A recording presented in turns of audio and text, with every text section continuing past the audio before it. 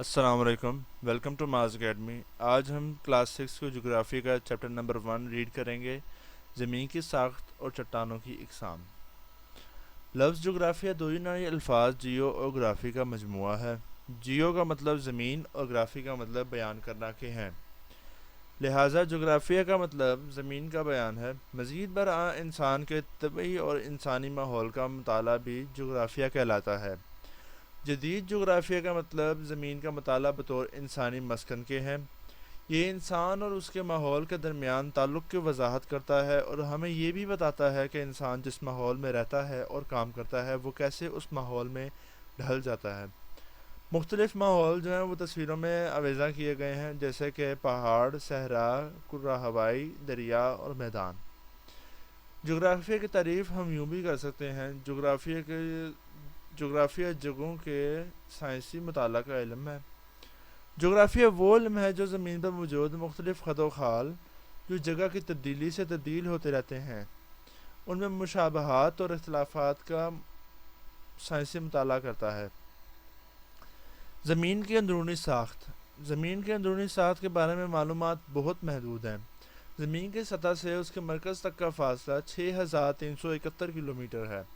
سائنسدان زمین کی اندرونی ساخت کو جاننے کے لیے زلزلوں کی لہروں، زمین کی مقناطیسی قوت اور کشش ثقل کا سہارا لیتے ہیں۔ بیان کیے گئے ذرائع کے مطالعہ سے پتہ چلتا ہے کہ زمین 3 تہوں پر مشتمل ہے، یعنی زمین کا بیرونی خول، درمیانی تہہ اور زمین کا مرکز۔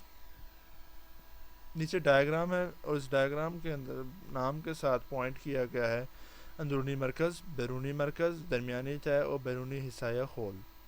سب سے پہلے زمین کا بیرونی خول، کرسٹ۔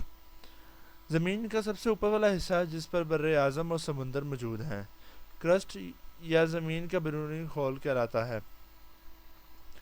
زمین پر طبعی خط و خال کی غیر مساوی تقسیم کی وجہ سے اس کی موٹائی میں فرق پایا جاتا ہے۔ اس کی موٹائی قریباً 16 کلومیٹر سے 40 کلومیٹر کے درمیان ہے۔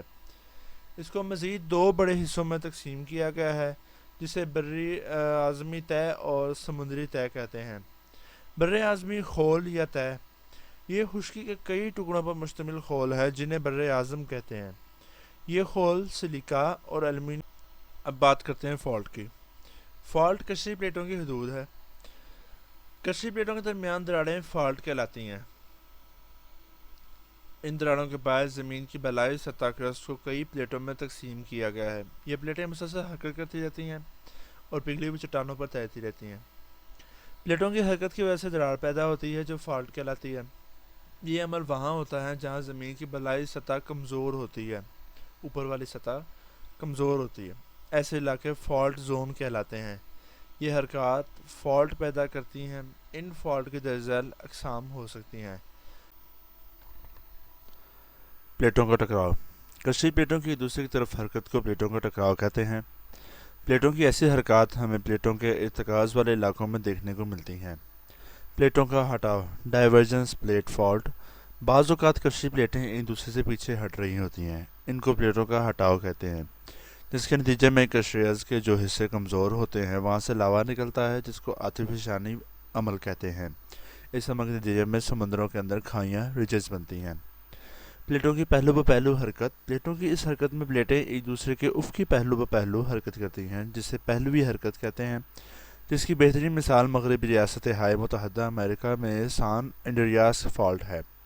پلیٹوں کا ٹکراؤ، ہٹاؤ اور پہلو بہ پہلو حرکت، یہ تینوں اقسام کی حرکات نقصان دہ ہو سکتی ہیں کیونکہ دراڑیں دنیا کے مختلف علاقوں میں پیدا ہوتی ہیں اور یہ کشِ ارض میں کئی کلومیٹر تک گہری ہو سکتی ہیں۔ یہ دراڑیں کشِ پلیٹوں کے درمیان قدرتی سرحدیں ہوتی ہیں جن کا مشاہدہ کوہ ملفوفہ، آتش فشاں پہاڑوں اور زلزلوں کے مراکز کی شکل میں کیا جا سکتا ہے۔ پاکستان میں بڑے فالٹ۔ پاکستان ایک ایسی جگہ پر واقع ہے جہاں 2 پلیٹیں یوریشین اور انٹر آسٹریلین آپس میں ٹکراتی ہیں۔ یہ پلیٹیں ایک دوسرے کی طرف حرکت کر رہی ہیں، جس نے پاکستان کے شمال میں بلند و بالا پہاڑ بنا دیے ہیں۔ یہ فالٹ لائن یوریشین پلیٹ اور انڈو آسٹریلین پلیٹ کو علیحدہ کرتی ہے۔ یہ زلزلوں کا اہم علاقہ ہے اور فالٹ لائنیں شرقاً، غرباً اور شمالاً اور جنوباً پھیلی ہوئی ہیں۔ پاکستان میں زلزلے کے علاقے جو ہیں وہ اس میپ کے اندر شو کیے گئے ہیں۔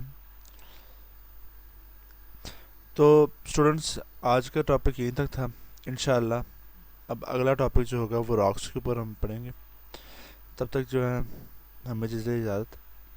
لائک سبسکرائب لازمی کیجیے اور زیادہ سے زیادہ شیئر کیجیے. شکریہ.